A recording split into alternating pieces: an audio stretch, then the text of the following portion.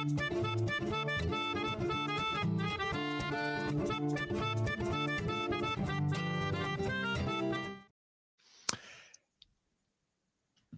everyone, welcome to Steel Wars. I am Steel Saunders and I do love Star Wars.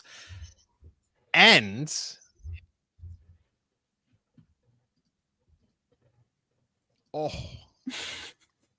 sorry, I've got a window open. I just closed it, I think. I could hear myself and it was I thought I closed all the windows. But you know when that happens, when you've got another YouTube window? Oh, wow. So we're off to a horrible start because that is one of my, that is the blackboard scraping. Have you ever done that before, Corey, or no? Have I scraped a blackboard or have I played a video while starting a podcast? The video one. The video. Yeah, probably every time. Oh, terrible. Yeah, it's terrible. But we are back after a little bit of a hiatus while I was back in Australia doing things. And we are joined by a Star Wars Geek Girl podcast host, Zoe Hinton. How are you doing? Good. How are you? And of course, from Corey Industries, it's Cornelius Van Dyke. Wait, I was lighting that up. Oh, okay. Oh, wait. Here, I'll give you a little head. Hold on. Big head? Yeah, leave it like that. Can we leave it like there all episode? Probably not. Great audio for the podcast. Very good. I make so many visual jokes on this, and most people listen to the podcast. It's like, it's very counterintuitive. But see, that adds to the charm because then they have to think about what's happening. So the imaginations can absolutely It's like how you never show the monster in a horror movie because whatever they're imagining is better than what you can make. Okay, God, you guys have really romanticized it. I just picture people deleting the podcast feed, just like I don't know what's over Corey's face right now. But so I've been away. I've been very hectic back in Australia working, and I don't know all the nitty-gritty Star Wars news that's been going on. I feel like nothing major's happened. Would you agree with me on that one, Zoe? Well, to me, books are very major, but I understand we don't share perspective on that. So in that sense, then no, nothing major. Okay, but to get me up to speed, I did ask Zoe to compile all the pertinent Star Wars news that I've missed. Oh, you didn't say pertinent. You just said all. So I have 11 pages of notes. Wow. 11 pages. They're not all full pages. Please tell me you're running with a 72-point font. No, it's 11. Wow. 11? Oh, wow. That's, Well, the headers are 12 at the top of each page, but then the rest of it's 11. You didn't say pertinent news. You just said all news. So I went back 6 weeks on StarWars.com, on Utini, and Google, and found some stuff. You really splurged on the 12 point for the headers there. Hey, the default on Google Docs was 11 point. So I was just working with that. Now, before we get into the Star Wars news, there was a bit of discussion while I had to get my StreamYard back into a professional environment because I hadn't used it for so long because I cancelled the subscription, so I had to reignite that. But you both had trading cards. No, you had playing cards, and I did ask Corey. Corey's got, what do you got? Clone Wars? Yep, I sure do. Now, Corey, I feel like this is a really great sum up of us. I got Rebels. It is, yeah. No, this is a reflection for sure. Oh, checks out. It's a perfect reflection because you've got Rebels, Corey's got Clone Wars. You've actually used your cards to play cards with.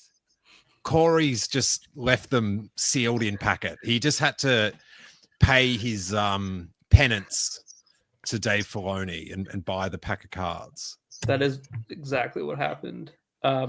And you had a special card you want to reveal on the show, Corey. Yeah, it's the only reason I bought it. Oh wow. Oh, Yeah. can I ask what does a pack of licensed Clone Wars playing cards go for these days? It was $5.99. Oh, okay.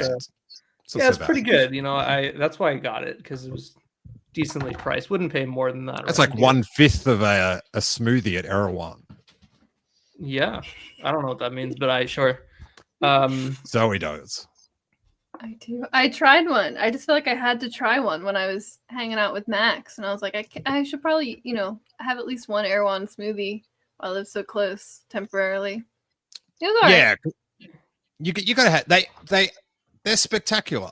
I gotta tell you. Mm-hmm.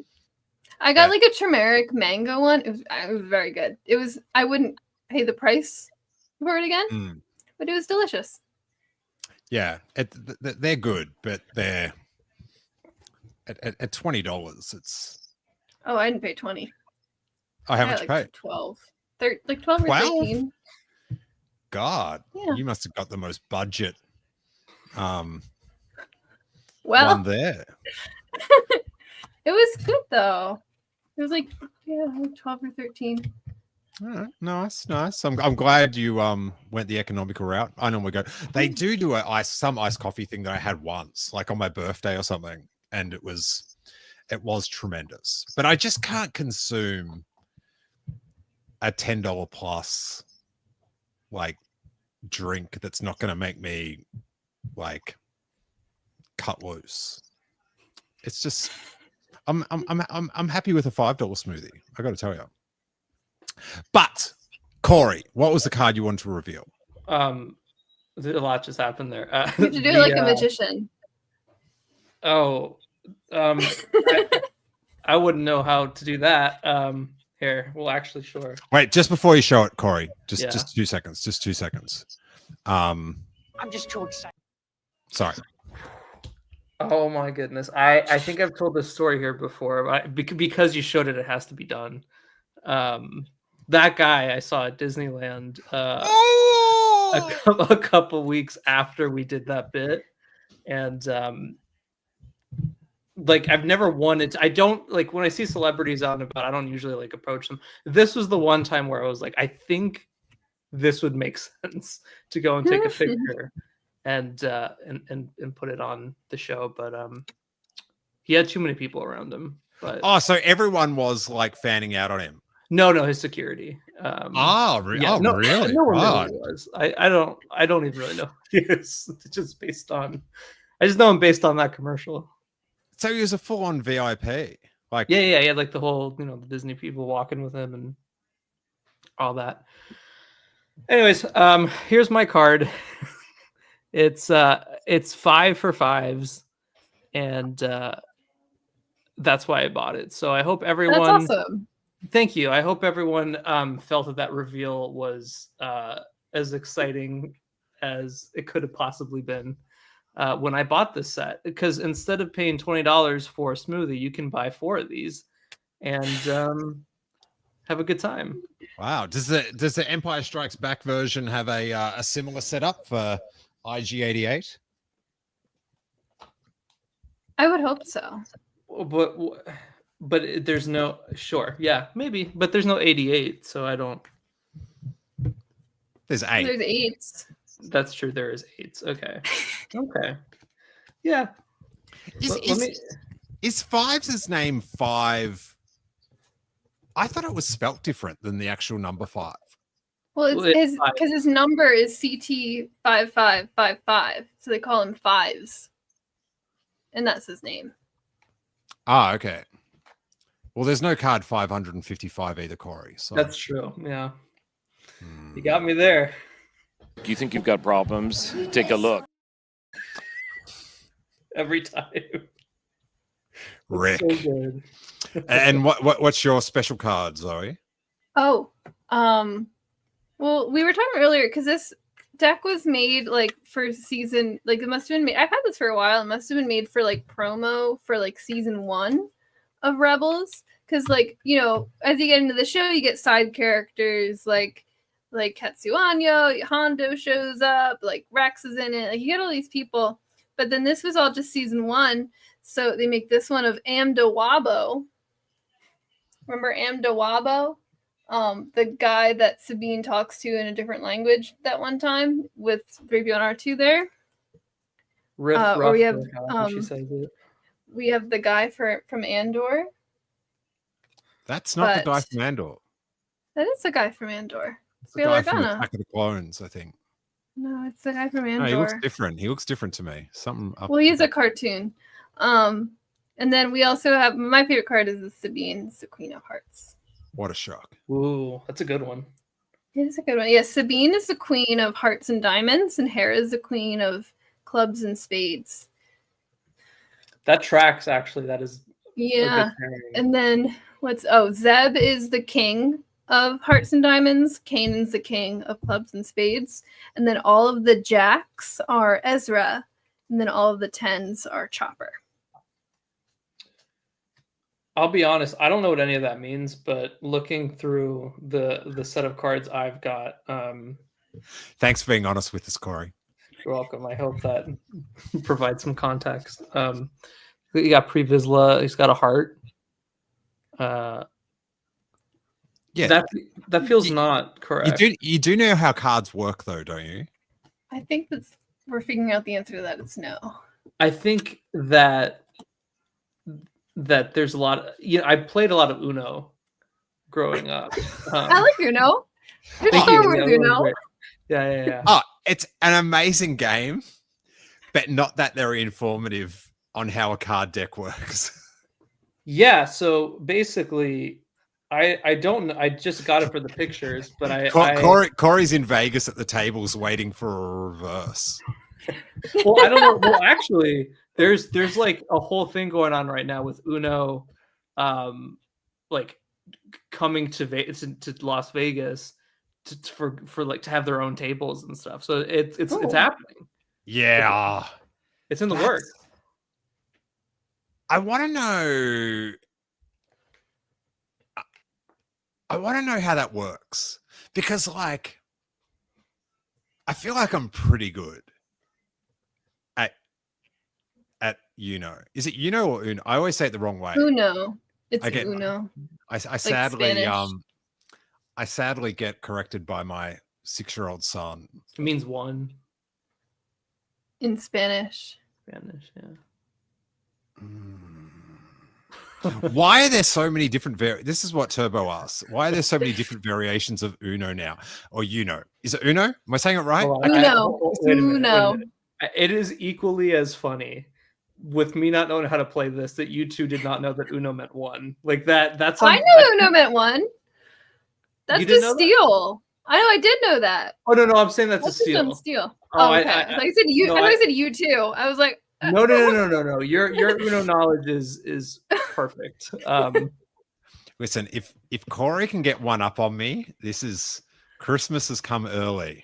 I mean, you have been living in LA for a bit. Just saying. Yeah, that you should probably know Uno means one. I'm feeling a bit right now. But Turbo asked, why is there so many versions of it? Yeah, money, like, because there's people like Corey here that, like, if you come out with the right licensed version, we'll buy it without using it. Well, yeah, I mean, yeah, I don't know how to play this this game of cards, but it seems like Zoe's well versed in it, so you could probably teach me how to. I mean, I don't know that many games. I know Solitaire very well because that's the one you can play by yourself. The other ones I'm not so good at. Okay, well, that's still one up on me. So yeah, I want to find out how the gambling. I know Sabak.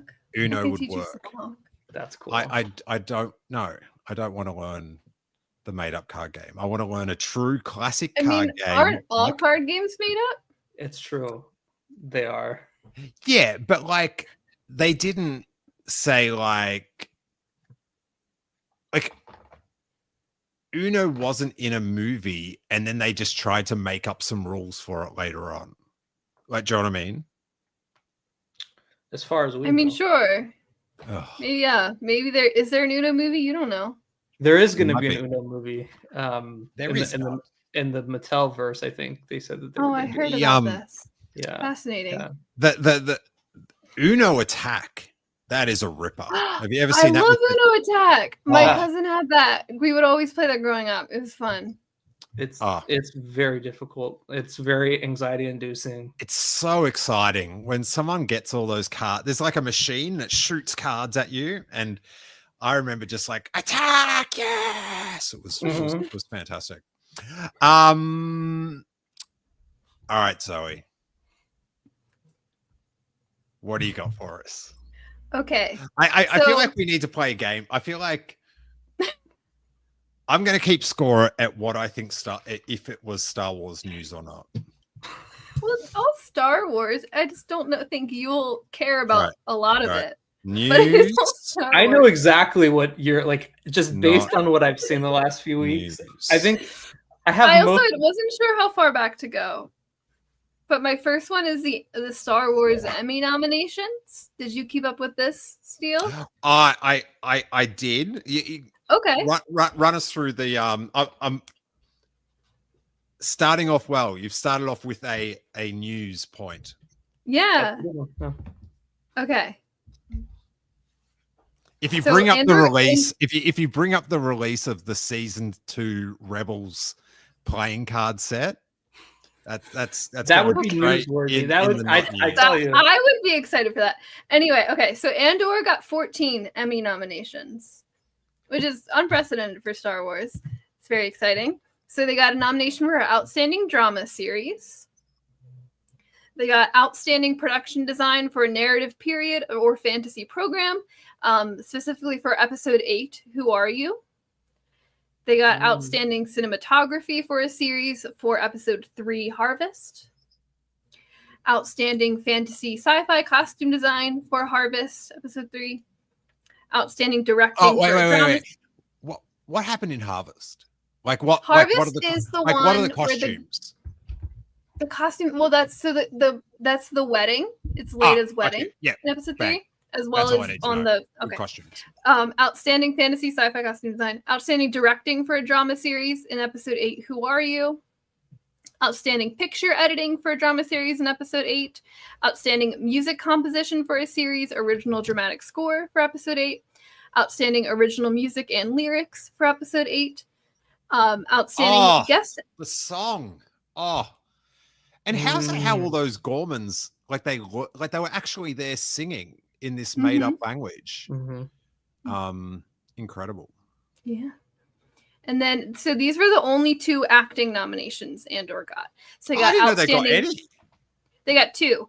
Outstanding Guest Actor in a Drama Series for Forrest Whitaker as Saul Guerrera in Episode 5, I Have Friends Everywhere. And then the second performance one was Outstanding Character Voiceover Performance for Alan Tudyk as K2SO in Episode 11, Who Else Knows? So none of the main cast got an acting nom, but Forrest Whitaker and Alan Tudyk both did. All right. I agree. I think Genevieve O'Reilly should have got. I think they all should have got one. I think Genevieve O'Reilly should have gotten one. I think Diego Luna should have gotten one. All Denise Gao, all of them. Yeah. Can I just do a classic tangent, right? Just because you mentioned Alan Tudyk, I read the other day. I never knew this, but he was the robot in iRobot, Mm-hmm. and he tested so well that Will Smith made it so he did no press and they didn't do any promotion of whoever played that because he was jealous. Mm-hmm. I read that too. Yeah. Mental. That sounds Yeah. about right. He is such a good actor, Alan Tudyk. Yeah. That's like He the does time a lot of voice that work, and at the time Corey didn't tag me in a photo on Instagram because that's the exact same. I have 4 more Andor noms. So outstanding sound editing for comedy or drama series, 1 hour for episode 8. Outstanding sound mixing for a comedy or drama series, 1 hour, episode 8. Outstanding special visual effects in a season or a movie for the whole season. And then outstanding writing for a drama series in episode 9, Welcome to the Rebellion. Oh, yep. Yeah. Just all deserved. Mm-hmm. The acting thing is like who bumped out Luthen? Like who's in the who's the the male co-star acting? Like who are these people that's getting in the way? It's mind jumbling that I don't know. It really makes no sense because genuinely, like, if you take the Star Wars of it all out of it, like even just the performances, and I know there's that, the stigma of like, oh, it's like an IP franchise kind of thing, so they can't be nominated for certain things based on like whoever does the nominations. Yeah, it sucks. If it was any other show, I feel like they all would have been nominated for sure. Mm-hmm. Yeah, I never really get too involved in all the awards things, but Yeah. I just want them to win a bunch. So then they're like, Yeah. oh, They're nominated for 14. If we make good shows, I think we'll get I awards. think the biggest threat Andor will face at the Emmys will be Severance, I think. Oh yeah. That is rough. Yeah. I think they'll Dang. be butting heads. A lot of good shows. Yeah, but guess what, guys? That's not the only Star Wars that got Emmy noms. Believe it or not. Interesting. There's one more Emmy nom for outstanding sound editing for comedy or drama series, half hour, so not going against Andor, for The Acolyte in episode 5, Night. Oh. Wait, for a comedy series? Comedy or drama. Oh, okay. I was weird like, really... lumping, but Gotcha. yeah. So The Acolyte got a sound editing nom for episode 5, which is cool. They need an Emmy for best lightsaber fight, I feel like. Yeah. I feel like this is it. Like just because I don't know if Emmys. I don't think Emmys is a stunt category. I know the Oscars is introducing one, but I don't know if the Emmys have any plans to. They should. They should, yeah. Wow. Yeah, and while not technically Star Wars, I thought it was worth mentioning that Music by John Williams, the documentary, got 2 Emmy noms, one for outstanding sound editing for a nonfiction or reality program, and another one for outstanding sound mixing for a nonfiction program. You not think technically Star Wars, but I thought related enough. You think it would get best soundtrack? I don't know if they do sound otherwise, why is he getting a documentary? How good is it? Yeah, well, I think because the soundtrack probably wouldn't be original to the documentary, so they wouldn't. Yeah, it would all be music. By no means is this a serious complaint.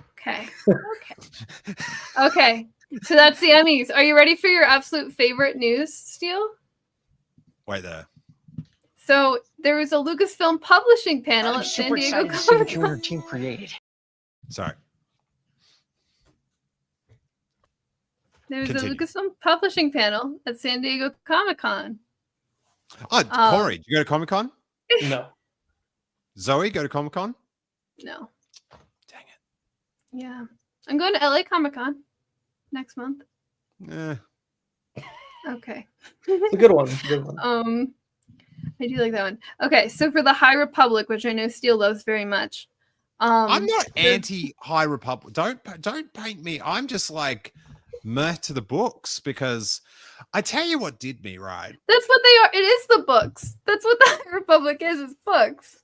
I know, but it's not like I'm saying what you're about to say. It's going to be the Admiral Akbar Grievous looking thing. Oh no, that's the comics. Oh. The comics did it for that was the that was Star Wars mainline. That was the that really pushed me over the edge. But even in the first comic, right? I remember it came out on my birthday. The first comic, and just that like Luke Skywalker comes face to face with Darth Vader. It was like Happens a lot in that main line. You are like all the time. But that Admiral Akbar Grievous, like it was like And at the time there was those toys where when it actually there was an Admiral Akbar and you could pull it apart and it was just like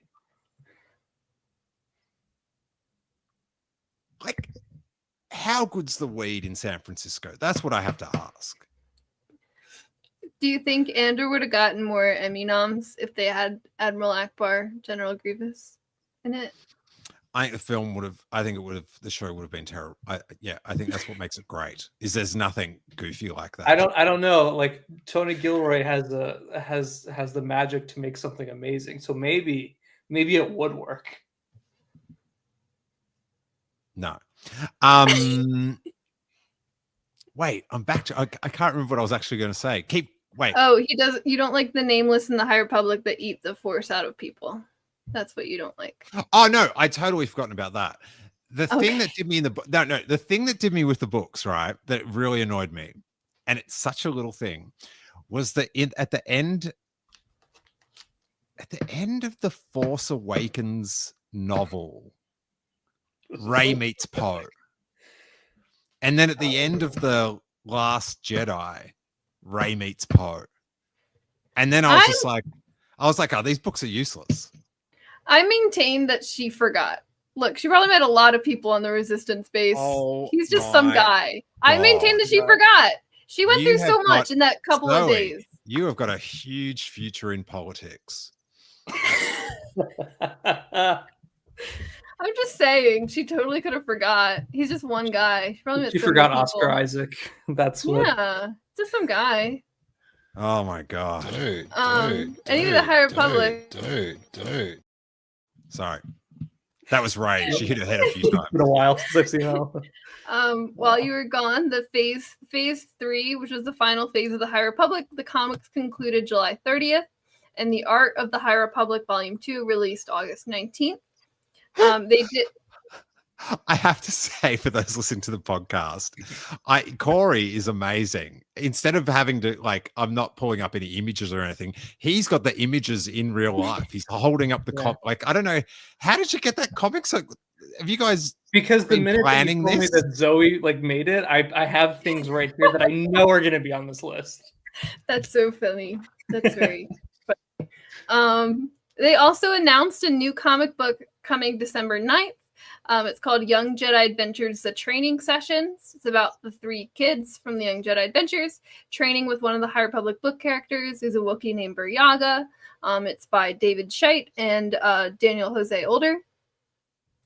And then they also announced they're releasing The Art of the Acolyte on January 13th, 2026, and that's by Kristen Baver.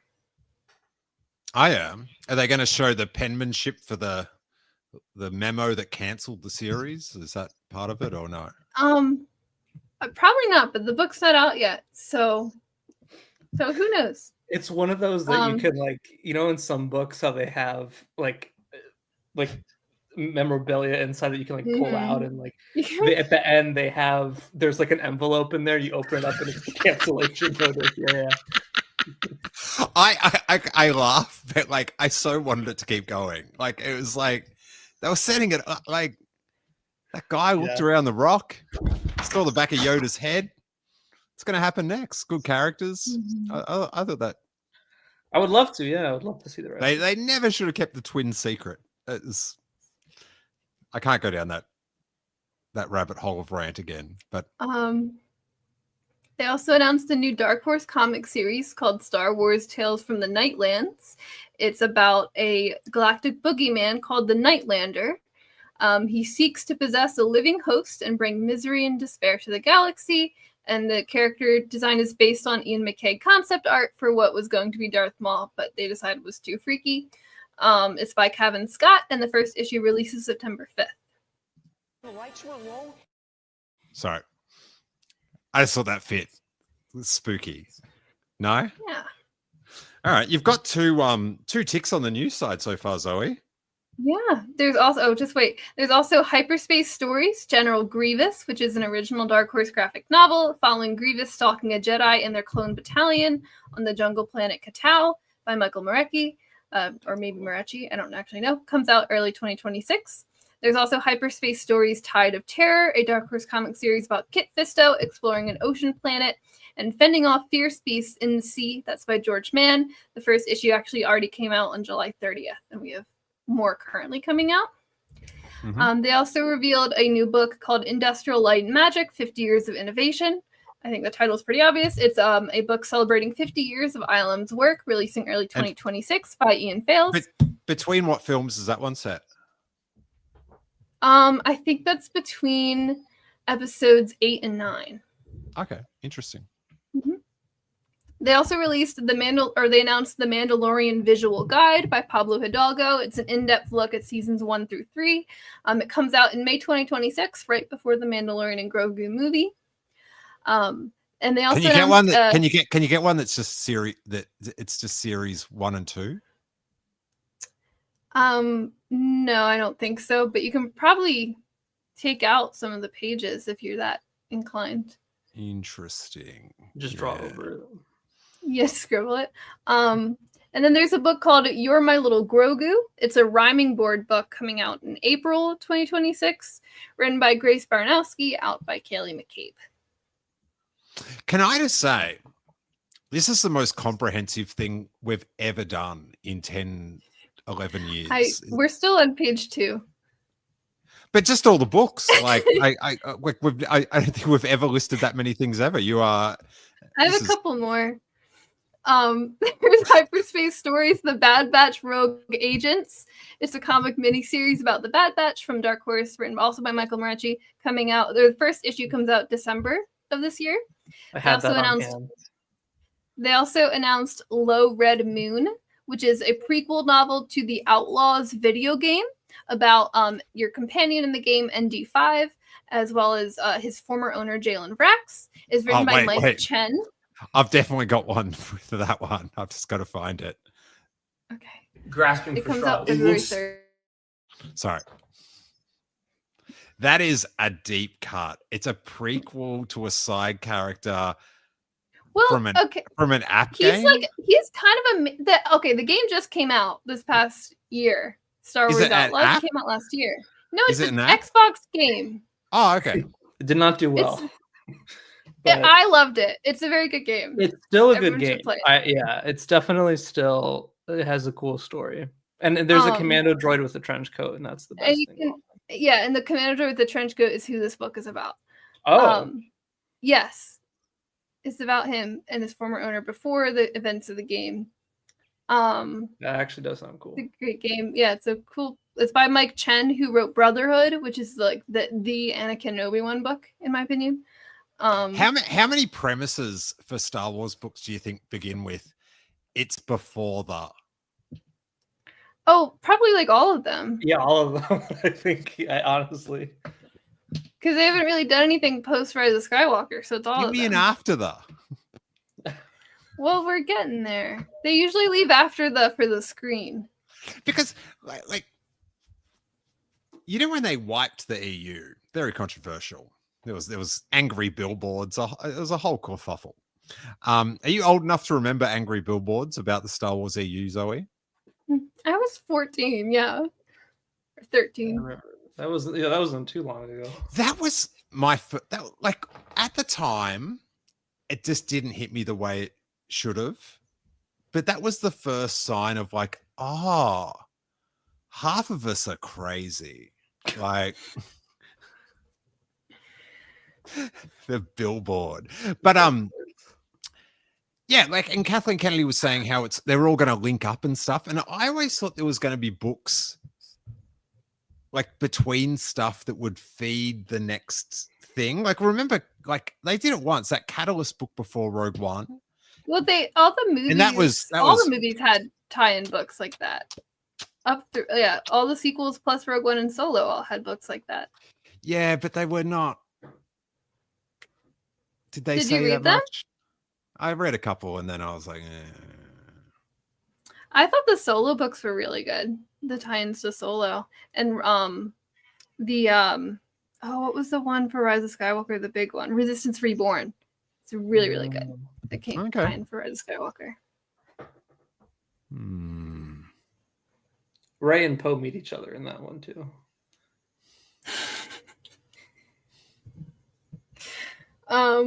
Two other books released also while you were away. The Crystal Crown by Tessa Gratton, which is about Jecki and Yord from The Acolyte, obviously before the events of The Acolyte. How did that do? Was that popular? The Crystal Crown? I think so. My corner of Star Wars Twit had fun with it.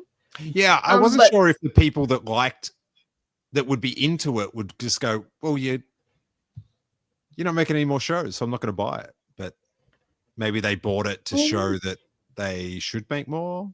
I don't know. Yeah, maybe. I also think a big fan base for The Acolyte were fans of the High Republic books and novels, which are already people who are much more likely to buy a Star Wars book and read it, like, period. Because the High Republic is books and novels, or books and comic books.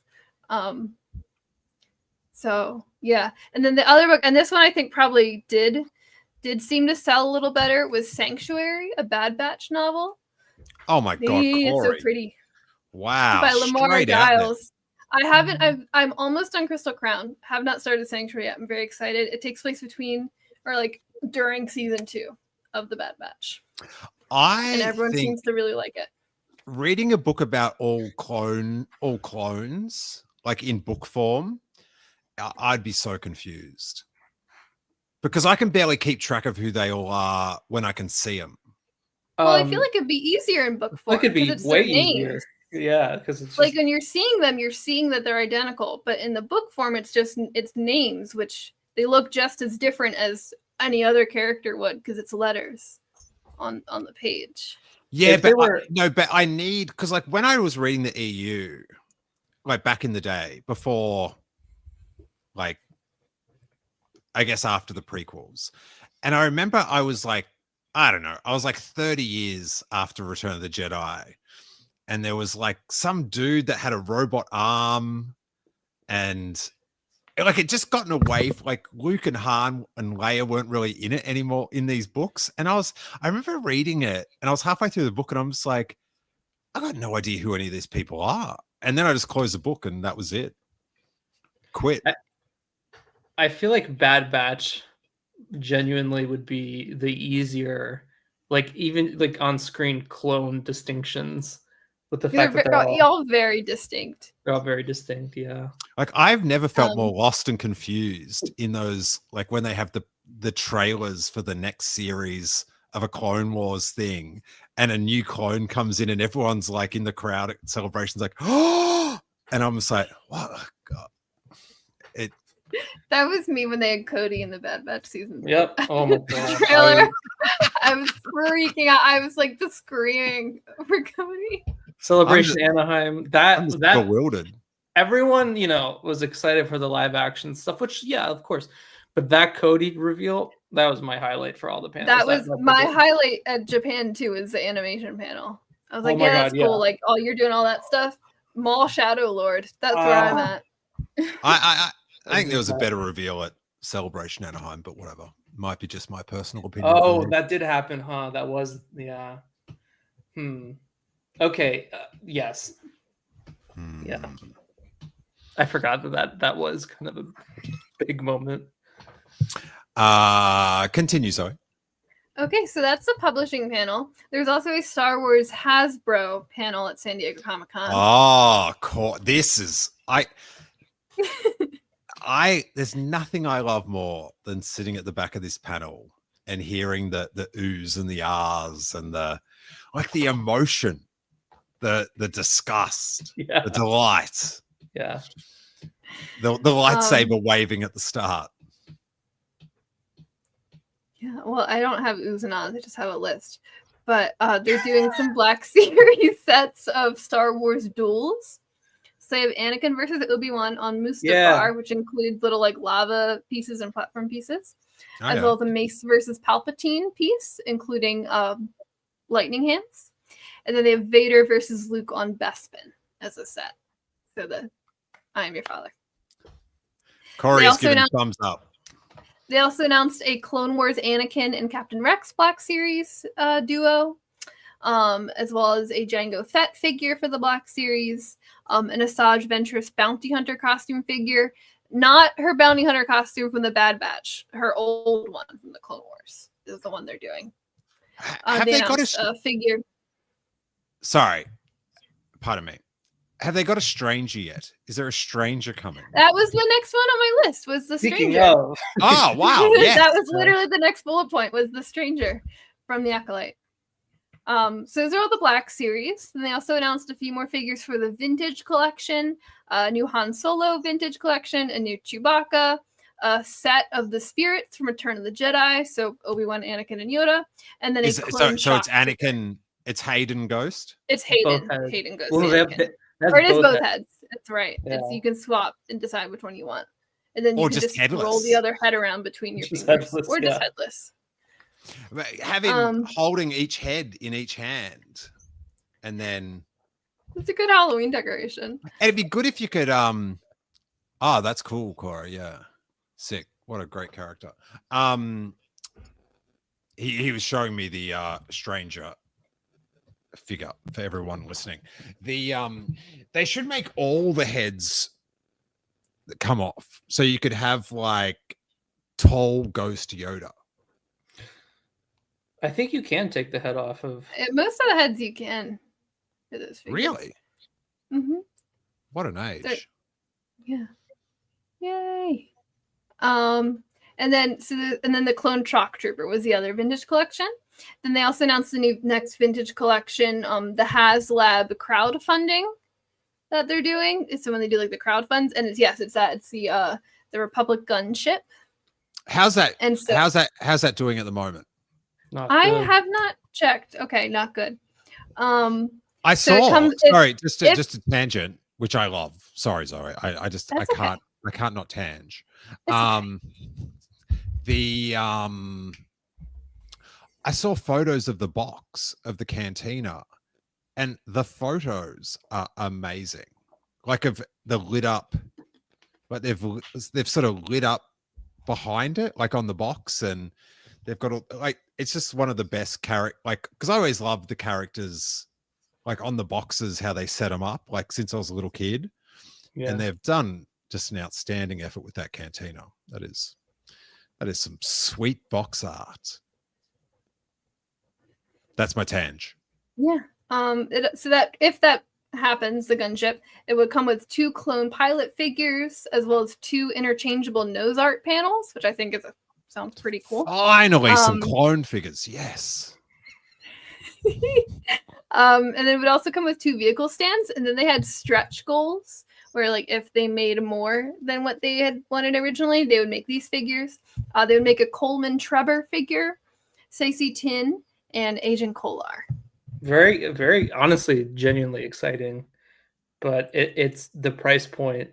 It's $450. And the thing is, like, because they've made gunships before, this one is significantly bigger, but I don't think it's hit the interest level of, like, you know, when they made the Ghost, like the Ghost had never been made before. That was a huge deal when they made the sail barge and the cantina, and all these like different sets were really either hadn't been done before, or like the cantina, like they made like a cardboard. That's the one I had. Yeah. I love that one. But now it's the goal is 8,000. I checked it earlier and it was like 3,478 or something. So yeah, the HasLab ones, it's gotta like just delight your imagination. Yeah. Like it's like, you know, like the cantina, the Ghost, the Razor Crest, like they're just like, oh my god, like have a look at this. Like it's but just like a slightly bigger ship. Like if they'd never done one before, then but I remember in that period, it seemed like they must have done about 10, 12 different variations. There's so many of them, yeah. And on top of that, I feel like if you were gonna do for the prequel angle, I think doing like a Black Series Obi-Wan and Anakin Jedi Starfighter would have been been backed very fast.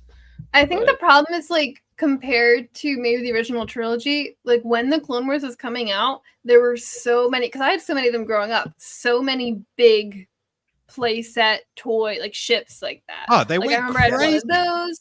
I had one of the walking, the six-legged, what are they, Oh, Corey? The the six-legged tanks. ATV.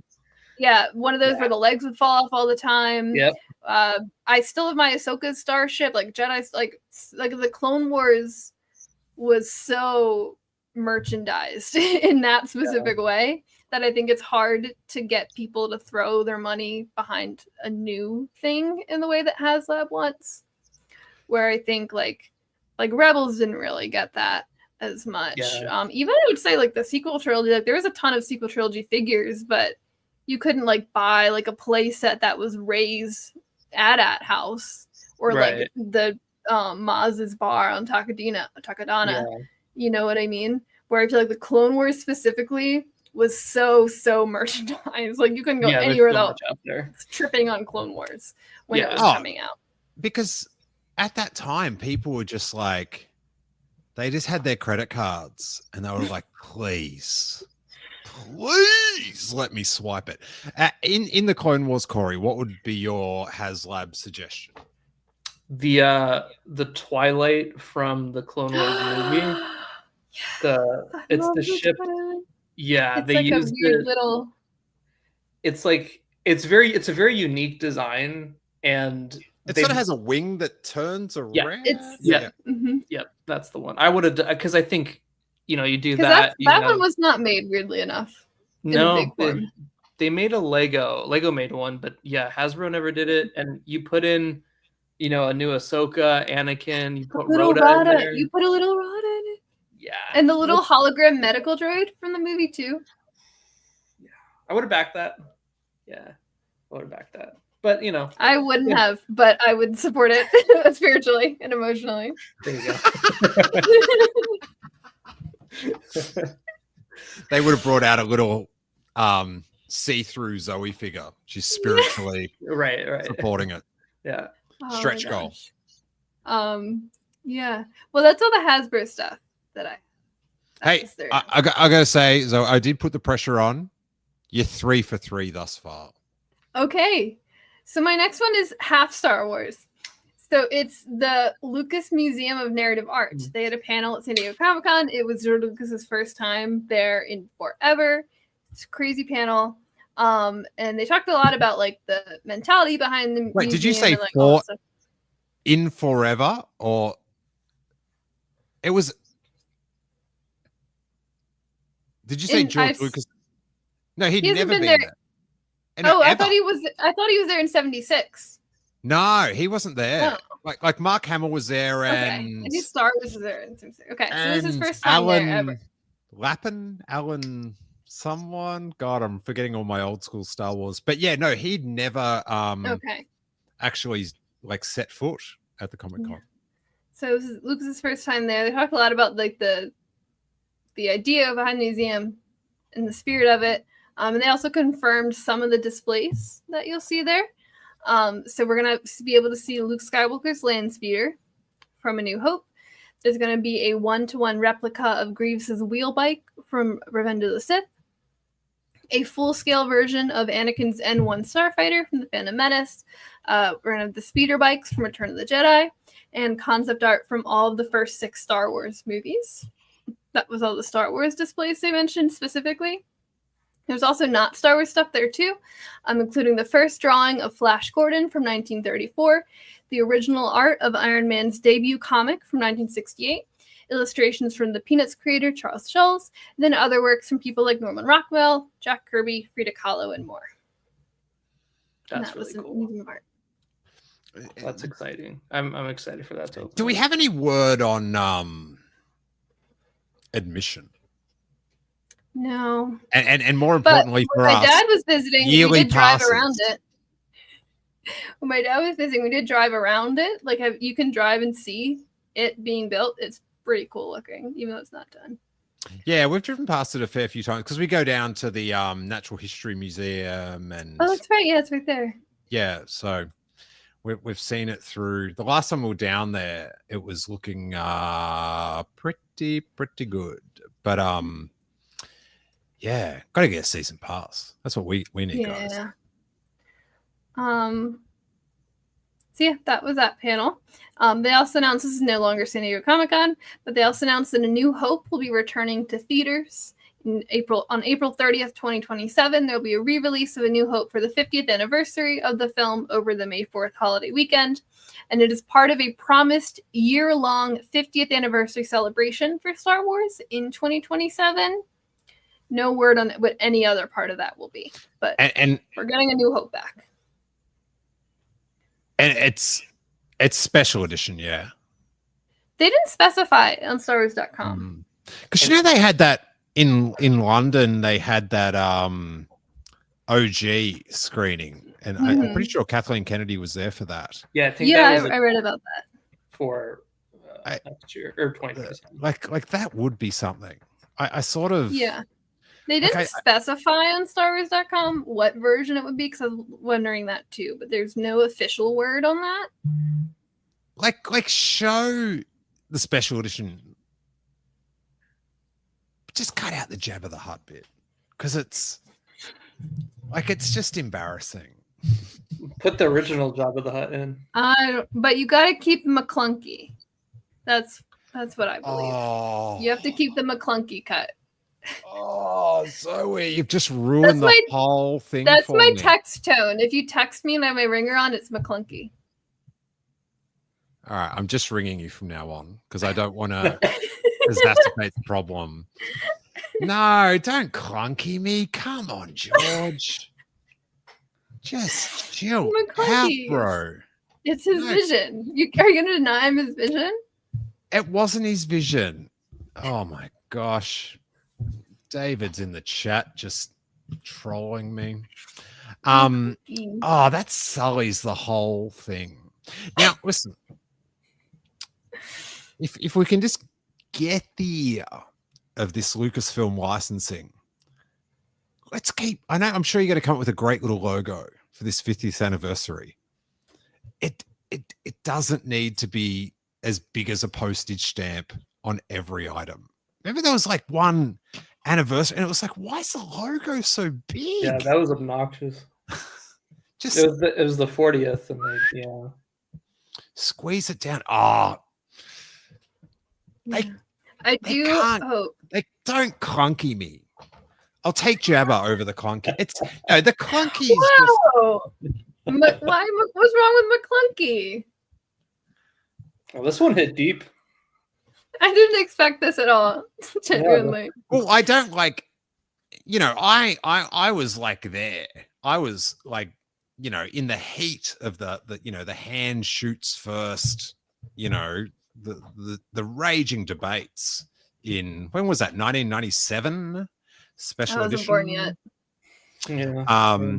You don't know what it was like. It was a battleground. It was. I feel like I can envision what that must have been like, just based on the current. Oh, it's nothing. That it seems like at the time it seemed like it's really dividing the fan base. But as it turns out, it was just like a little stroll through the tulips comparative to today. But don't clunk me. Oh, whoa. Okay.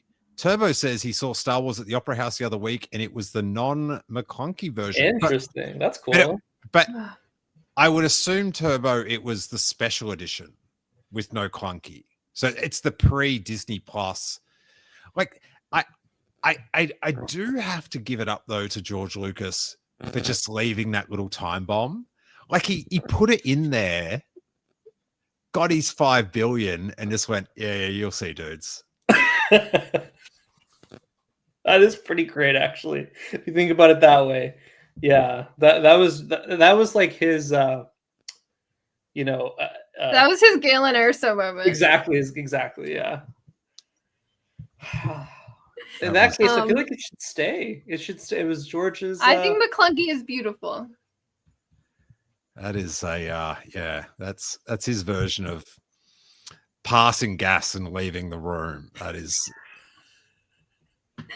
I will say, and this isn't news, I will say that 2027 will also be the 25th anniversary of Attack of the Clones. And I would like that to be re-released in theaters because it's the only Star Wars movie I've not seen in a theater. That'd be I'm great. just going on the Got record you. there. I've seen all of them, including Clone Wars movie, including Spark of Rebellion from Rebels, if you want to count that. But I've not seen Attack of the Clones in a theater, and I would like to do that.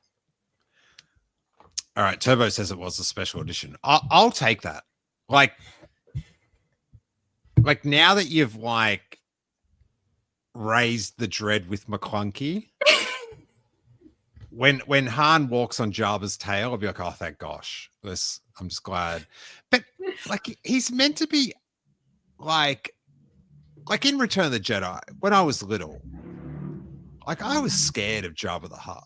Like he was. And then, like, just you don't step on the Godfather's tail.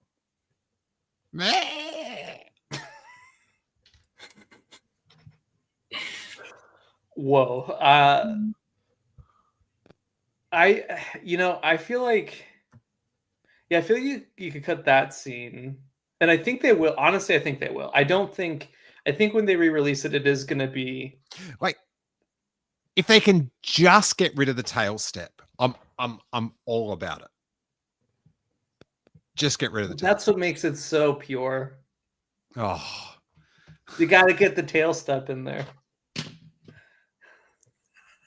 That just, I mean, you could do a whole story bit about how that was a part of why he went so hard at getting Han afterwards. He stepped on his tail. I mean, I'd be upset, if somebody like stepped on my foot and they owed me money and they walked away and I still didn't have the money. That would be like on my mind, like they stepped on my foot.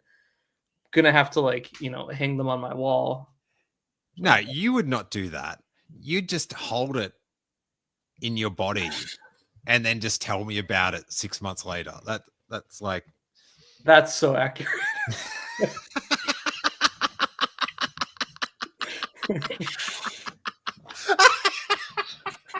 That's crazy. Yeah.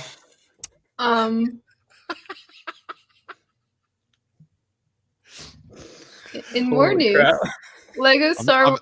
I'm not even going to charge you for that diagnosis. Pieces of the Past. They dropped a trailer and a new poster for the sequel to Lego Star Wars Rebuild the Galaxy. I am excited for that. Yeah, it comes out on my birthday. It comes out September 19th. What a great birthday present. You got, I got Ezra for my birthday 2 years ago, which that was the episode Ezra came back was on my birthday. Cool. And that was the best birthday present ever. Do you know what I got on my birthday when I was very young? I kid you not. Oh, did you get the comic where Luke and Vader fight? Oh no, that was way later. I got at 2 p.m. in the afternoon on Network 10 the Star Wars Holiday Special. Whoa. On my birthday. Whoa. And it took me years to realize that my parents didn't organize it. Because I was just like, oh, they must have rung up the TV station and told them, like, because it's on my birthday. Yeah. And I'm like, I don't know, like 5 or 6 or something. And so I was just like, I couldn't imagine any other scenario than they organized it. So I was so great. I was like, I was really grateful. And then years later, I was like, wait, they didn't organize that. But what a great memory though. That's cool. That's a great memory. I loved it. I thought it was sick. I thought I was sort of a bit confused, but I was just like, oh, yep, sick. Yeah. So in the new Lego Star Wars, all the original characters are back. The Darth Jar Jar, Darth Rey, Darth Nubs, the Mandalorian is coming back with a Grogu now. Yeah, in Lego. There's 3PO, Grievous, Greedo. Everyone's coming back from the first one pretty much. We have a lot of new characters. So they combined Purgils and Porgs. And it's Porgil. And it's giant porgs that fly through hyperspace. Insane. I'm on board. Alan Tudyk. Did they combine Minox with Fear? They might. They also Alan Tudyk is returning for his now Emmy-nominated role as K2SO. But he's like maybe evil or something in this. Ben Schwartz will be playing Jackson the Space Rabbit. Oh wow. Jennifer Hale will be playing the Probe Droid Viper. There's a new villain called Solidus, played by Dan Stevens. Ashley Eckstein is returning as Ahsoka for the first time in kind of a hot minute, playing like a Brickheads version of Ahsoka. Kat Tabor is reprising her role as Padme, also for the first time in kind of a minute, but as Pirate Queen Amidala instead of regular Padme. Cameron Monaghan will say, I am Cal Kestis. Nika Futerman is back as Asajj Ventress. That's funny. Cassian Andor will be in there, not played by Diego Luna, played by Andre Sogliuzzo. James Arnold Taylor will be back as Obi-Wan Kenobi. Brian George will play Ki-Adi-Mundi, and the Bad Batch will be in the Lego form. I like that. They are not Mon Calamari. In the first, if you remember from the first Rebuild the Galaxy, all the clones were Mon Calamari. Yes. But the Bad Batch are humans because they're so horribly mutated. Really? They were Mon Cal? I don't remember that. Whoa. Yeah, they're all clones of Admiral Akbar. So it's like clone body and then like Admiral Akbar head in the first Lego. I didn't watch it too hard, but like the only like I don't like the whole like it's just like have you like I just don't I don't like the Elseworlds. I just not that interested, and also the comedy. Sometimes I'm just like, yeah. But Harry, I kind of like it in a sense because it's like how kids might play with Legos. Like kids aren't gonna, yeah. You know, Harry adored it. That was his like favorite Star Wars thing. So for that, yeah, because it makes me think of like when I was a kid. Like I wasn't following. I mean, when I got a little older, I was when I was like 8 or 9. When I was like really little, I wasn't like following the rules of who's on what side and what characters do what. I was just kind of throwing them all in, and doing whatever I wanted with them. Nah. So, Yoda worked at a restaurant with Hermione Granger in my Lego world. We built a Lego restaurant. I'd like to go to that restaurant, but yeah. My one thing. We also we would play with our clone figures. We wouldn't do like battles very much, but we would do I don't know why. I was a weird child. I was maybe like 9 and my sister and I would play with our clones, but they wouldn't be fighting. They would be doing like PSAs to each other. Like Captain Rex and Commander Cody would be giving like a PSA to all the clones about how it's important to not sneeze in your helmet and like that kind of thing. And that was how we would play as kids. You know, those are important. I think my parents watched a lot of The Office. When I was growing up. You just made like it's like the clones if they were in The Office. I actually that was kind of how we played with our toys. That's awesome. I as a kid and still I do like tragic stories in media. So we would do tragic stories with our stuffed animals. So we would pull out a Nerf. We had like a big like Nerf machine gun, and we set it up as a cannon. And we'd like have the animals like shooting each other, and we stole a bunch of red paper from our mom's craft room. Yeah, well, my dad's gonna listen to this. But we would put whenever an animal got shot and died, we were like again like I was like 9, my sister was probably 7, and we would put like red paper under the stuffed animal that died because it was like bleeding. That's how you know. That's how you know they're gone. But the clone troopers, they were doing The Office. No, I love that. I feel like the clone trooper battles I used to have were really, really tragic, like really, really sad. And I made the mistake at the time because I didn't know any better. I think I was in 3rd grade and I I told a bunch of people in class that's what I had done the night before. I was like, I killed a bunch of my clone troopers. That got around. And Corey as a youngster saw that. Remember that Star Wars kid with the lightsaber that got super bullied? He was like, oh, yeah, I want a bit of that attention. Yeah, exactly. Exactly. It got around in the 3rd grade. And yeah. I still played with them the same way. I didn't care. Yeah. I like to stay on brand. I was like, I'm not mixing people around. The only thing I would do was that Bib Fortuna, because I didn't have a Jabba the Hutt, because I never had any of the big toys. He would be my Jabba the Hutt because I would I would redo like Return of the Jedi. Well, that's what the Book of Boba Fett did. He was like Jabba the Hutt for 30 seconds. It's true. Yeah. Yeah. I guess I was technically in the post-credit of The Mandalorian. It wasn't Zoe, in the Book of Boba Fett. You have hit. I saw it happen. Did you see me lose it? Yes, I saw the moment. Like Steel is crashing out multiple times tonight. It is. Because that's really what they do. That's what they do. It's very easy. When these like Favreau, it's like, oh yeah, I had this idea when I was 6, and like now I'm gonna make it. Like it's no. Get out of the sandpit. They literally, right. I mean, they call them their toys in the sandbox. Right. It's spend months writing with other people. We also got a bit of news about Star Wars Visions, Volume 3. At the Anime New York City Con, they got a preview of The Short Black, which is about a stormtrooper struggling with PTSD.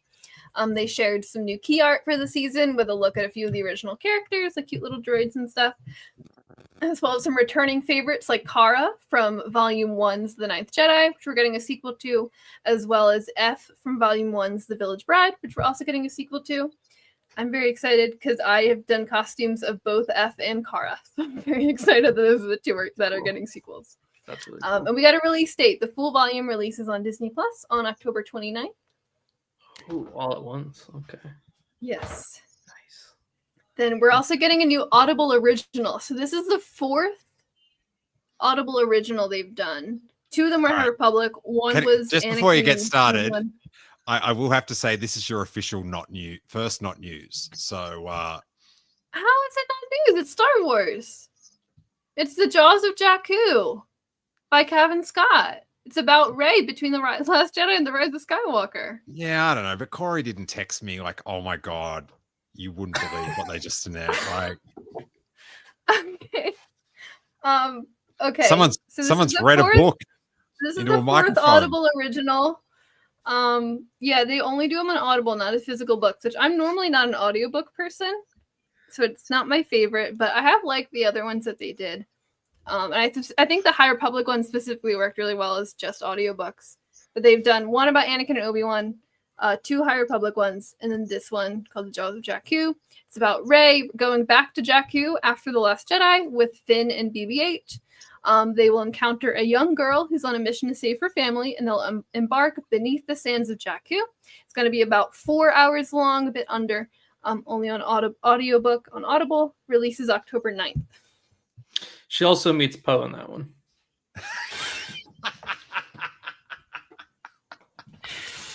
Very good, Corey. Yeah. So is that I'm really glad they're announcing these now because I don't know. I mean, you guys might not be as tuned into the books as I am, but the first Audible original they did, it was about Obi-Wan and Anakin's first mission together. It is a pretty good story. It's a very good story. It's by George Mann. But they didn't announce it. Like it just came out. Like they just they just dropped on Audible, and everyone was like, "What is this? Why? What is this?" Yeah, that just appeared, and then they announced it after it came. It's like that U2 album. Oh my god! Yeah, just appeared on everyone's phones one day. That was so upsetting. I don't really get that. That's there's good. Also no, just one day, like years ago, Zoe. Just this U2 album appeared in everyone's phones, like on iTunes or like on app on the. If you had an iPhone, all of a sudden you own this U2 album, yes, and the world was outraged. It was so bizarre. And thing is, people wanted Bono's blood. They wanted to put a red piece of craft paper under Bono for what they'd done to their iPhones. I didn't know about it until like a year later. I looked it up because like I'd got it that day. For some reason, I missed everyone talking about it, and so I'm like, why is this on my phone? And then I found out like a year later. But because I was trying to think, like, did I buy? Did I actually do this? It was crazy. There's also an update for Starfighter. Matt Smith is reported to have joined the cast. allegedly is a villain. He's joining Ryan Gosling and Mia Goth as confirmed cast members. I don't know what's happening.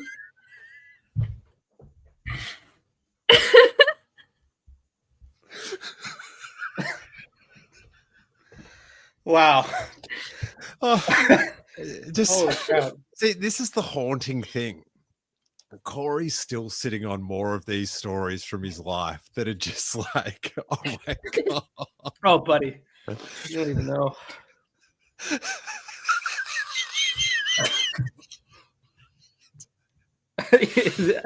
Like you're unlocking memories for me. That's the thing. I think Did you like the album, Corey? I don't know if I listened to it. I just I will. Why'd you buy it then? That's what was confusing. I'm like, how did I I think I might have like listened to one of them and was like, I don't know about this. And on top of it, like the actual image of like the album was very strange. And so I was like, so I thought of a few different things at first. I was like, I don't know why this is, it's a whole thing another time. But yes, Mia Goth and Matt Smith. Yeah, so Matt Smith joining Starfighter. Pretty cool. It is interesting because Matt Smith, I remember, was supposed to be in The Rise of Skywalker. Like I remember when that movie was in production, he was supposed to be in that, and then didn't work out. So I wonder if there's if they're pulling anything from what that role would have been in whatever this is going to be in Starfighter, or if it's entirely different. Well, yeah, I think he was going to be Palpatine and you think, yeah. But I wonder if he's still going to be like a villain, like if they're pulling, I see. Yeah. Because allegedly he's a villain. Allegedly he and Mia Goth are the villains. Ryan Gosling. if Matt Smith was meant to be in episode 9, but now he's in this. Yeah. Okay, that's interesting. So hopefully, a good ending will also appear in Starfighter that was meant to appear in episode 9.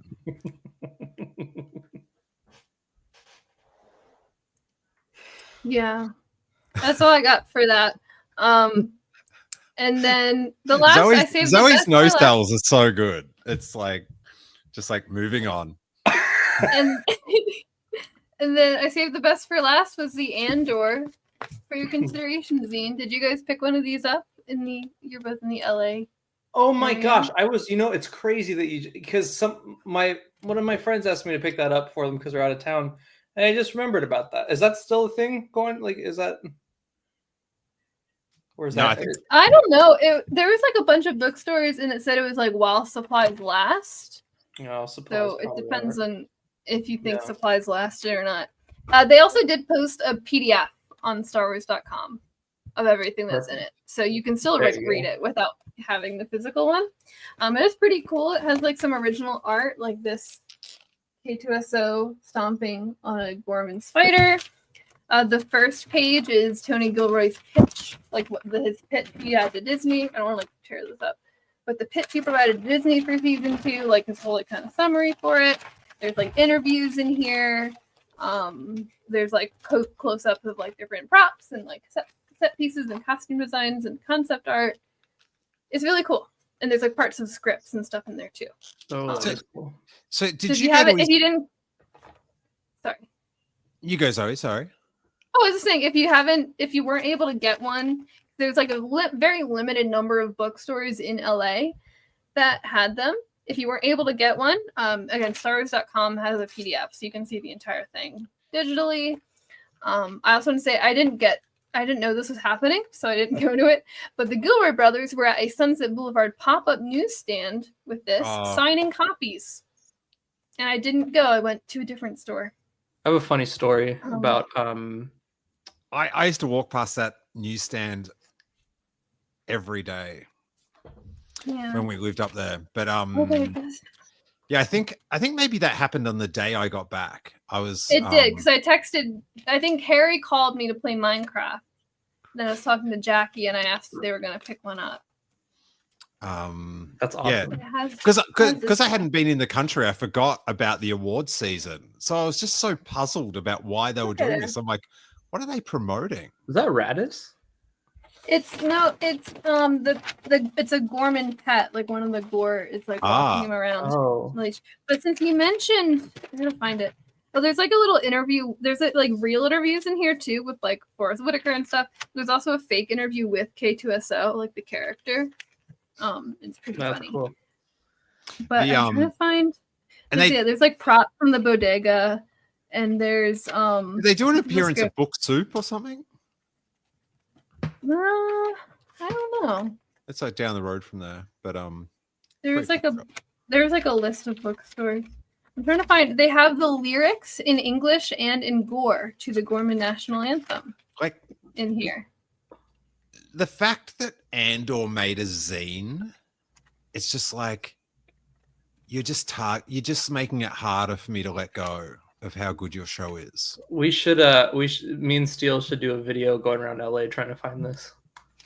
Yeah. I didn't send it to you. I sent Jackie the list of bookstores that were carrying it.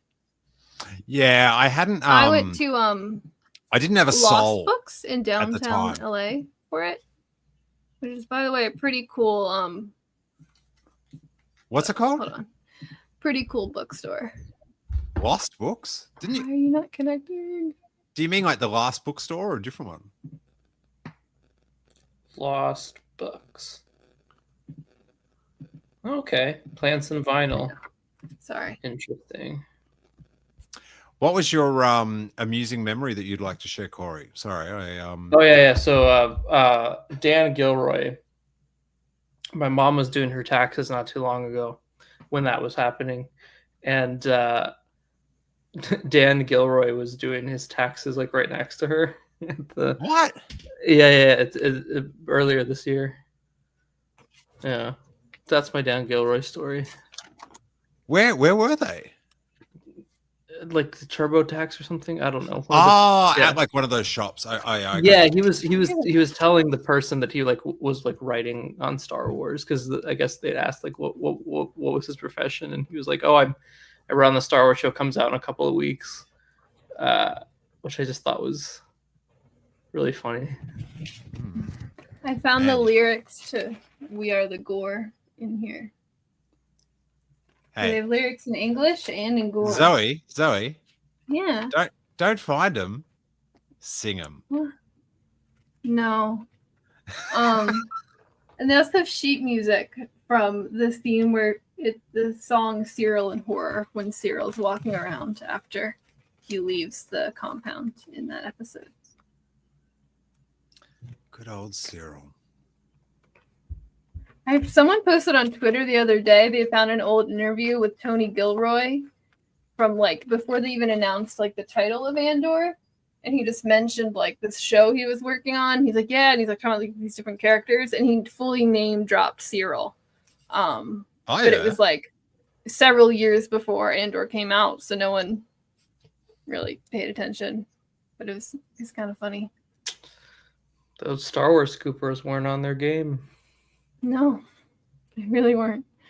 They should have just written Cyril on a kid's pinball. That's we would have been all over it. Oh God. Well, all my Corey's having PTSD now. That's all my 11 pages of Star Wars news that you missed. That was solid. Caught up. Well,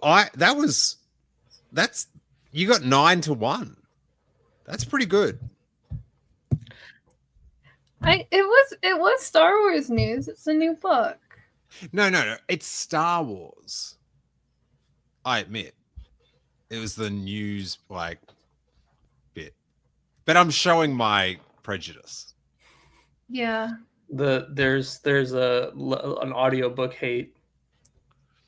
Yeah, because I talked about lots of regular books and that was fine. But an audiobook? The audiobook was the regular books, like I was just sort of like, I was just letting that go. Yeah. The audiobook was the line. Like, like I let the hyperspace adventures or whatever go, I was like, you can have that. But see, I feel like it would be the opposite, where like this is like, because we haven't really got any race stories. No, we haven't gotten a race story in a while, besides Lego. Yeah, I don't like. I have just no interest. Well, now you see. Now I feel like, to be honest, at this point, I feel No. But like, if you're telling me a Rey story, yeah, and it's not after episode 9, it's like, well, I just like. I don't know if you know this, but they're trying to make one of those. It's not hasn't been. Yeah, keep at it. Hey, what was the thing about Patty Jenkins got her roller skates back on? Oh, is that I real? thought that was a rumor. I don't know. Think that's. I think that was a scooper dropped that, and the scooper's not too reliable. So. Okay. Yeah. I don't like. Me and Corey, when it all got cancelled, I played the. You know how she roller skated to the X-wing? Do you remember that, Zoe? Yes, I do. I played it backwards because she's like now going back into her car because she's not making it anymore. And Corey and I don't think I've ever laughed harder in my life. Oh, it was crazy. like, yeah. It was. That might be the best video I've ever seen in my life. She was talking in like Russian or something. She's like, Do you have that video? Do you have it? Wait, I'll see if it's in my little. It's so good. It's so good. It's an acquired taste, I have to admit. But you know what's funny is our mutual friend Art. He brings that up to me all the time. Like every time I see him, he's like, "That video of that you and Steele like watched that one." Like he is that is like his favorite, maybe one of his favorite things of all time. Oh my God, I might have cracked a rib. It was so good. I don't have it on my little thing. I thought I had it here, but oh man, it was a good time. So that's all the Star Wars news I missed? Yeah. Well, that was exceptional, Zoe. Thank you. Very good. Very, very comprehensive, and that was the most professional we've ever been. That's yeah. We're gonna get some disappointed messages, I think, that we've sold out, and it's been preparation and all sorts of good stuff. So, but I do have to say, when Zoe compiles all the Star Wars news, you know, the page count is never more than 12. What a drop. What a They drop. weren't all full pages, I will say. Yeah, we all know about that 12 point on the headlines. So, you know, that was a bit soft. But Zoe, to you, I give you a...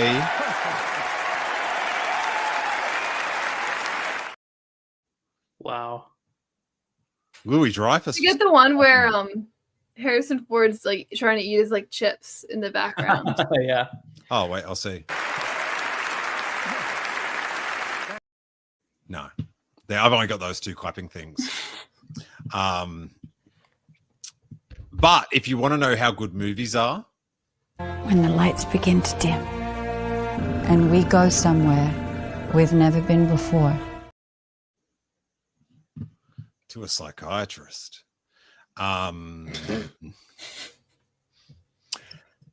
Zoe, the Star Wars geek girl, what's going on?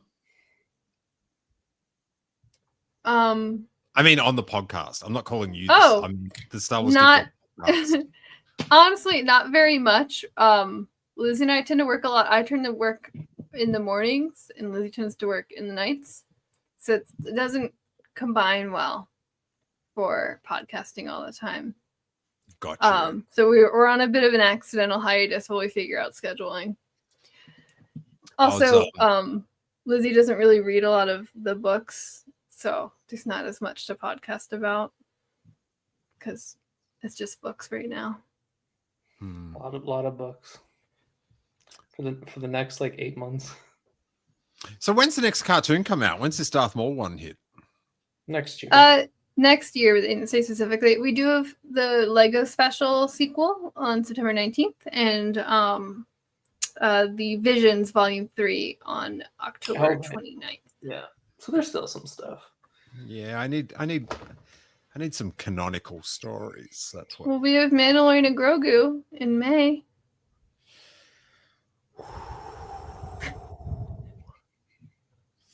I'm fascinated. Like, I'm also bracing because if I like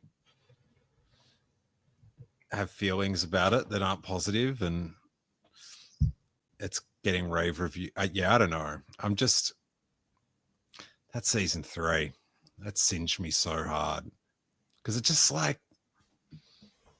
the greatest moment happened and then we dropped all the eggs. But now we have Zeb and Rada, so Jeremy Allen White. And Catherine's just got in here for the sweet plugs. So, Corey, is there anything that we should know that you're up to? Yeah. Okay. So I recently, like a couple of days ago, relaunched what was once Castle Run Transmissions into something new. So I partnered up with Hannah Rayside from the Rayside on YouTube. Yeah. I didn't because you didn't say Rayside when you're talking about it, but yeah. I was trying to get there, and you did interrupt him quite bluntly. I was getting there. So okay, but you could see why, Zoe. Sure, yeah, no. I mean, sure, yeah, yeah. So she is gonna take over the channel as host, and I'll be popping in occasionally, but yeah, I just I don't know, the channel was kind of nothing was really happening with it, and I wanted somebody to come in to bring some new I think life to it, and I think Hannah so far has been a really good choice to do that. So she's already like shown some of the things she's working on, and it's really, really exciting. I'm excited for everyone to see the stuff she's been up to. And then on top of that, I am still going to do like a separate podcast on that channel, which is going to be renamed to the Star Wars side. I just announced who my co-host will be, and that is Dominic Jones of the Star Wars Underworld. So him and I are going to be that guy. Yep, him and I are going to be hosting a Star Wars show called Star Wars Randomizer, which is he pitched to me and he's putting it together, and it's insane. So it's not like your typical like like News Weekly thing. It's like he's gonna have to describe it because I still don't really understand what we're doing. I'm just following his lead, but it's pretty great. So that'll be next month. So yeah, nice. You can follow me at the Star Wars side on YouTube, and then you can find me here with Steel. And I'm going to see Corey in real life in 2 days. The first time in like a year, even though he lives like it's really 10 minutes from my house. Yeah. Well, here we go. We're going to have I'm going to tell him another new podcast he's doing. It's very exciting. I've heard, yeah.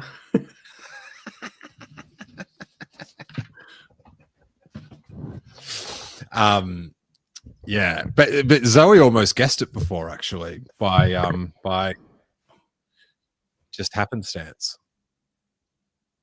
about driving around to all the bookshops. Interesting. Okay. That's not awesome driving. Nice little tease. I like how I'm teasing, not to the audience, but to me. Yeah. Driving's involved. Yes. All right, guys. Well, that was super fun. Thanks everyone that hung out in the chat. I do love Catherine. She's a school teacher, and she says, "Sorry, but students expect a teacher to pay attention in class. I wish I could watch YouTube instead." Now, I think you could find some common ground with your students on that. I think if you said, "Hey, guys, let's all just watch our separate YouTubes," that'd be I think they'd be fine with it, really. But or just like it can be educational to show, this podcast to a group of students. I think I don't know. This has been the first educational episode of the podcast in a long time, I feel like. I would agree. This is the one to do it. like you know how people who don't know about the U2 thing would actually be like, that's like a historical thing that I happened. felt educated. There you go. And with all the Star Wars news too, this is the one. No, you're the educator, Zoe. You're the one. You are. I meant about the U2. I meant about the U2 thing. Ah, yeah. The U2 thing.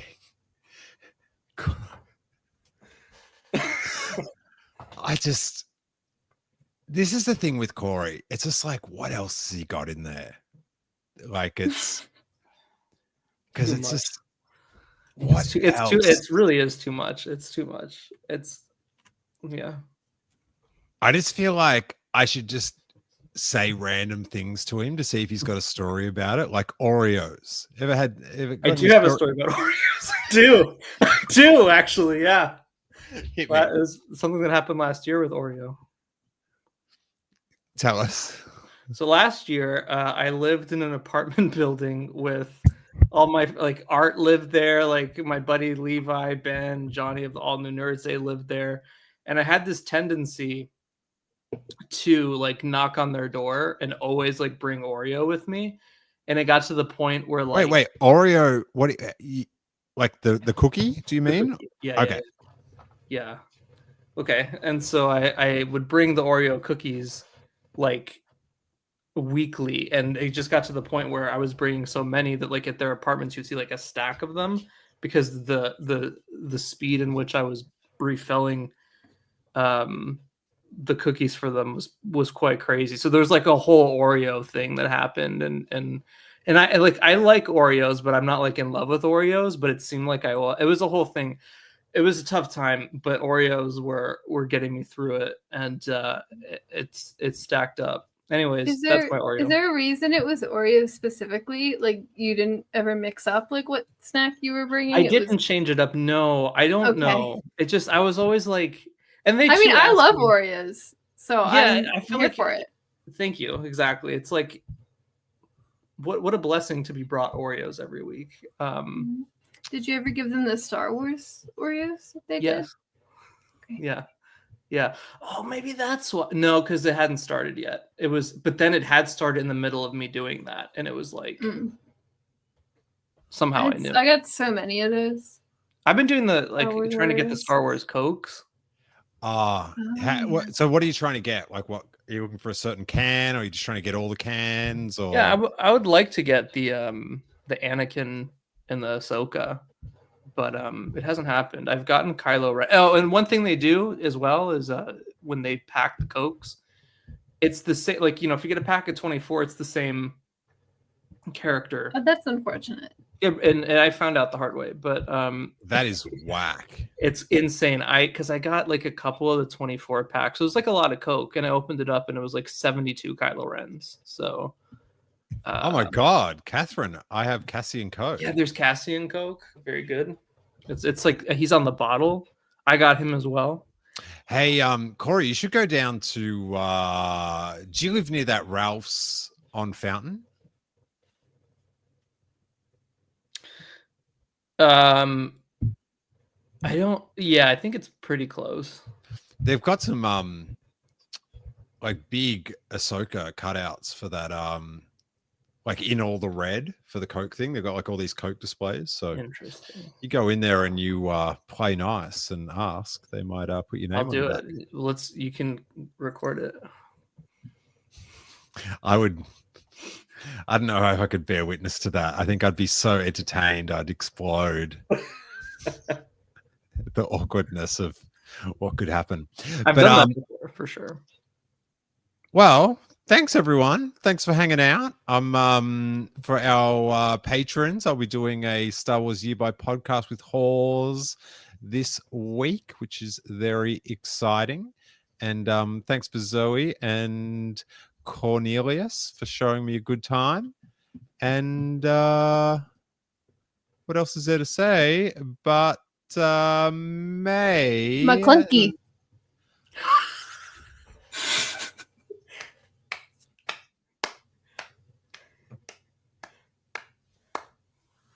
insane. Zoe, you have been on the podcast long enough. That was fantastic. May that force be with you.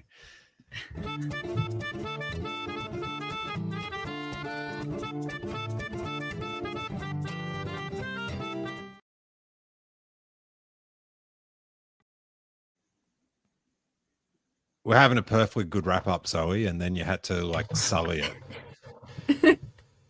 What's with that, huh? I should have texted you so that we could hear the. Oh, I can turn my ringer on right now, and we can just McClunky all day, McClunky all night. No. I've got this. I'm just gonna go chill out on the couch and unwind and listen to some YouTube. And turn on Disney Plus and watch the McClunky cut. The youth of today.